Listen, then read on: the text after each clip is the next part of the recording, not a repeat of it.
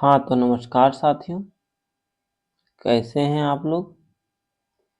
उम्मीद करते हैं बेहतर होंगे, स्वस्थ होंगे, मस्त होंगे और अपने क्लास 10th बोर्ड एग्जाम की तैयारी बेहतरीन ढंग से कर रहे होंगे। आपके लिए टॉप 20 क्वेश्चन साइंस का लेकर आए हैं, जो कि 2025 में आने वाला है। तो चलिए बिना समय गवाए करते हैं सेशन को स्टार्ट। उससे पहले हमारे चैनल को सब्सक्राइब कर लीजिएगा और एक बार शेयर कर दीजिएगा। प्रश्न संख्या 1। प्रश्न संख्या 1 कह रहा है कि लेंस के केंद्रीय बिंदु को क्या कहते हैं। ये एक मान लेते हैं, ये एक उत्तल लेंस है। उत्तल लेंस के बीच में जब ये बिंदु जो होता है, मिड पॉइंट जो होता है, उस मिड पॉइंट को क्या कहते हैं। तो लेंस के केंद्रीय बिंदु को हम लोग प्रकाशित केंद्र के नाम से जानते हैं। यानी right option, option number B. Option number B is correct option. प्रश्न संख्या 2। प्रश्न संख्या 2 कह रहा है निम्नलिखित में कौन सा नेत्र रंगीन भाग होता है। यानी नेत्र का रंगीन भाग के बारे में बताना है। तो नेत्र के रंगीन भाग को हम लोग आइरिस के नाम से जानते हैं। आइरिस के नाम से जानते हैं। यानी राइट ऑप्शन क्या हो जाएगा, ऑप्शन नंबर डी, आइरिस, जिसे कि हम लोग पुतली कहते हैं। हिंदी में क्या कहते हैं, तो पुतली कहते हैं, जो कि आंख का बहुत ही महत्वपूर्ण भाग है। पुतली या आइरिस, उसी के कारण नेत्र का रंगीन भाग हमें दिखता है। यानी हम कह सकते हैं कि आइरिस नेत्र का रंगीन भाग होता है। Option number D is correct option. प्रश्न संख्या 3। प्रश्न संख्या 3 कह रहा है विशालक शीशा है। कोई विशालक शीशा है जिसे कि हम लोग मैग्नीफाइड ग्लास के नाम से जानते हैं। तो विशालक शीशा या मैग्नीफाइड ग्लास हम लोग किस शीशा या दर्पण को कहते हैं या लेंस को कहते हैं। तो विशालक शीशा या मैग्नीफाइड ग्लास, इस तरह का आप लोग एक ग्लास देखेंगे, मैग्नीफाइड ग्लास, जो कि ज्योतिषी हस्तरेखा देखने के लिए करते हैं। या फिर आपके ज्योमेट्री बॉक्स में पहले इस तरह का आता था मैग्नीफाइड ग्लास। या फिर अमीन जो रहते हैं, जमीन का नापी जोखी जो करते हैं, वो इस तरह का लेंस का प्रयोग करते हैं। तो इस लेंस को हम लोग उत्तल लेंस के नाम से जानते हैं। यानी राइट ऑप्शन क्या हो जाएगा, ऑप्शन नंबर बी। प्रश्न संख्या 4। प्रश्न संख्या 4 कह रहा है कि ग्लोबल वार्मिंग के लिए उत्तरदायी गैस कौन है। तो ग्लोबल वार्मिंग के लिए उत्तरदायी गैस जो है उसको हम लोग कार्बन डाइऑक्साइड कहते हैं। यदि हमारे वातावरण में कार्बन डाइऑक्साइड की मात्रा बढ़ जाती है, कार्बन डाइऑक्साइड की मात्रा बढ़ जाती है, तो ग्लोबल वार्मिंग होने की संभावना होती है। यानी right option, option number C हो जाएगा। प्रश्न संख्या 5। प्रश्न संख्या 5 कह रहा है कली चूना पर जब जल डाला जाता है तब अभिक्रिया होती है। देखिए, कली चूल्हा में क्या डाल रहे हैं हम लोग, जल डाल रहे हैं, H2O को डाल रहे हैं। तो जब हम लोग कली चूना में जल को डालते हैं तो क्या होता है, तो ऊष्मा का निकलती है, ऊष्मा निकलती है, जिसे हम लोग ऊष्माक्षेपी अभिक्रिया के नाम से जानते हैं। जिसे हम लोग ऊष्माक्षेपी अभिक्रिया के नाम से जानते हैं। जब ऊष्मा निकलेगी बाहर तो ऊष्माक्षेपी अभिक्रिया कहलाती है। यानी right option, option number A. प्रश्न संख्या 6। उच्च वसीय अम्लों के सोडियम लवण कहलाते हैं।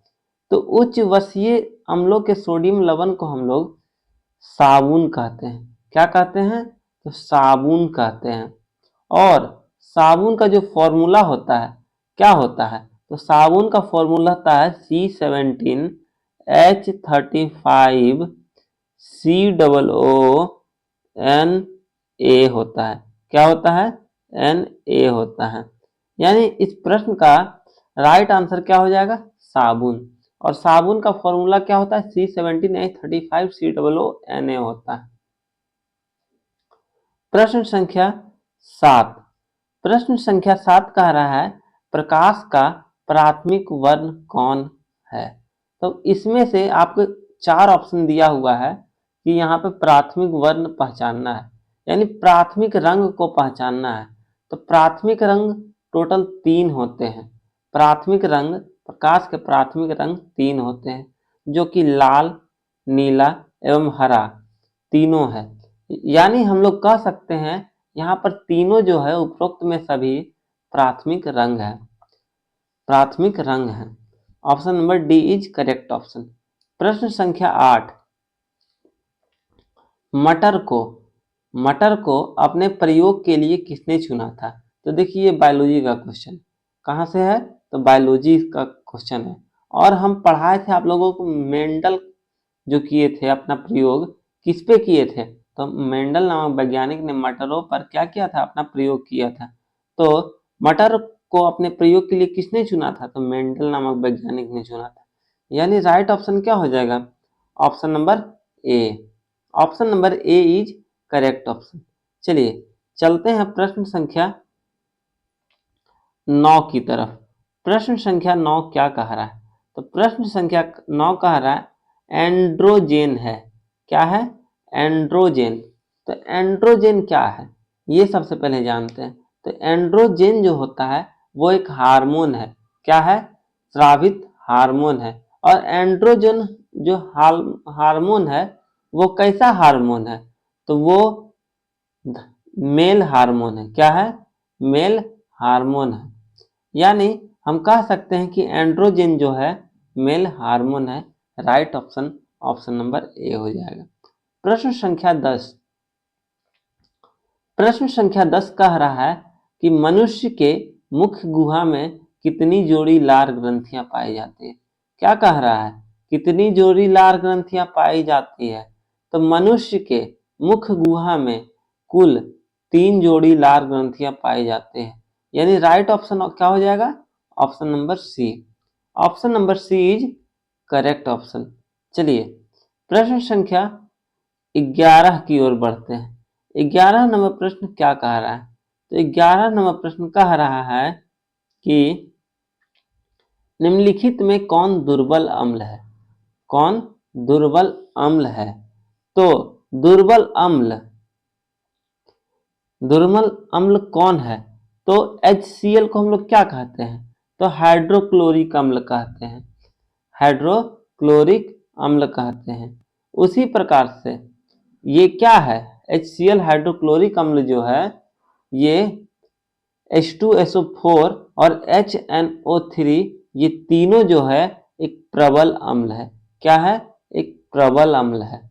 यानी CH3COOH कार्बोक्सिलिक समूह से जो आता है वो क्या हो जाता है, तो दुर्बल अम्ल है। यहाँ पे राइट ऑप्शन क्या हो जाएगा, option number C. Option number C is correct option. चलिए चलते हैं प्रश्न संख्या 12। 12 नंबर प्रश्न कह रहा है उदासीन विलयन का पीएच मान बताना है। तो पीएच मान के लिए हम आप लोगों को ट्रिक दिए थे कि कैसे दिए थे। तो एक सबसे पहले पीएच स्केल बनाना है। पीएच स्केल में एक बीच का मिड बिंदु बनाना है जो कि उदासीन होता है। क्या होता है, उदासीन होता है। और उदासीन विलयन का पीएच मान 7 के बराबर होता है। यदि 7 से कम है, 7 से कम है तो उसमें कौन सा नेचर पाया जाएगा, तो उसमें अम्लीय प्रकृति पाई जाएगी। लेकिन 7 से यदि अधिक है तो उसमें क्षारीय प्रकृति पाई जाएगी। यानी हम कह सकते हैं कि उदासीन विलयन का पीएच मान कितना होता है, तो उदासीन विलयन का पीएच मान जो होता है 7 के बराबर होता है। 7 के बराबर होता है। Right option option number A हो जाएगा। प्रश्न संख्या 13। हार्मोन स्रावित होता है। स्रावित होने का मतलब होता है हार्मोन रिलीज हो रहा है, हार्मोन निकलता है। तो हार्मोन कहाँ से निकलता है, तो हार्मोन जो निकलता है वह अंतःस्रावित ग्रंथियों से निकलता है। कहाँ से निकलता है? अंतःस्रावित ग्रंथियों से निकलता है। यानी right option option number A हो जाएगा। Option number A is correct option. चलिए प्रश्न संख्या 14 क्या कह रहा है? 14 नंबर प्रश्न कह रहा है कि विरंजक चूर्ण का अणुसूत्र होता है। क्या कह रहा है? विरंजक चूर्ण का अणुसूत्र क्या होता है? तो विरंजक चूर्ण का जो अणुसूत्र होता है CaOCl2 होता है। क्या होता है? CaOCl2 होता है। यानी राइट ऑप्शन क्या हो जाएगा?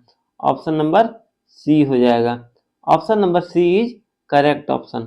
विरंजक चूर्ण का फॉर्मूला CaOCl2। प्रश्न संख्या 15 नंबर प्रश्न कह रहा है समान दृष्टि के लिए स्पष्ट दृष्टि की न्यूनतम दूरी को बताना है। एक सामान्य आंख के लिए, एक समान दृष्टि के लिए स्पष्ट दृष्टि की न्यूनतम दूरी जो होता है वो 25 सेंटीमीटर होता है। कितना होता है? तो 25 सेंटीमीटर होता है। यानी राइट ऑप्शन क्या हो जाएगा? Option number B. Option number B is correct option. चलिए चलते हैं प्रश्न संख्या 16 की ओर। 16 नंबर प्रश्न क्या कह रहा है? लेकिन उससे पहले इससे और एक क्वेश्चन कहता है। इसमें तो बोला न्यूनतम दूरी 25 सेंटीमीटर होता है, लेकिन यदि कह देगा आप लोगों को कि अधिकतम दूरी कितना होता है, तो अधिकतम दूरी जो होती है वो अनंत होता है। कितना होता है? समान दृष्टि के लिए अधिकतम दूरी अनंत होती है। एक स्वस्थ आंख के लिए अधिकतम दूरी अनंत होती है। चलिए 16 नंबर प्रश्न कह रहा है दर्पण की फोकस दूरी और वक्रता त्रिज्यक में संबंध होता है। तो उस संबंध को हम लोग F बराबर R/2 से दर्शाते हैं। किससे दर्शाते हैं? F बराबर R/2 से दर्शाते हैं। यानी राइट ऑप्शन क्या हो जाएगा? ऑप्शन नंबर बी हो जाएगा। Option number B is correct option. प्रश्न संख्या 17 नंबर प्रश्न कह रहा है 2Cu 2 मोल में क्या है? कॉपर है। उसके साथ ऑक्सीजन संयोग कर रहा है। तो संयोग करने के बाद 2 मोल में कॉपर ऑक्साइड बना रहा है। तो यह किस प्रकार की अभिक्रिया है? तो जब ऑक्सीजन किसी धातु से अभिक्रिया कर कर ऑक्साइड का निर्माण करे तो उसे हम लोग ऑक्सीकरण अभिक्रिया कहते हैं। कौन सी अभिक्रिया कहते हैं? तो ऑक्सीकरण अभिक्रिया कहते हैं। Right answer option number A. प्रश्न संख्या 18 नंबर प्रश्न क्या कह रहा है कि सौर सेल में किसका उपयोग होता है? तो सौर सेल, सोलर सेल, तो सोलर सेल में हम लोग सेमीकंडक्टर का प्रयोग करते हैं। किसका प्रयोग करते हैं? सेमीकंडक्टर का प्रयोग करते हैं। तो सेमीकंडक्टर जो रहता है, यहाँ पर 4 ऑप्शन में सेमीकंडक्टर कौन है?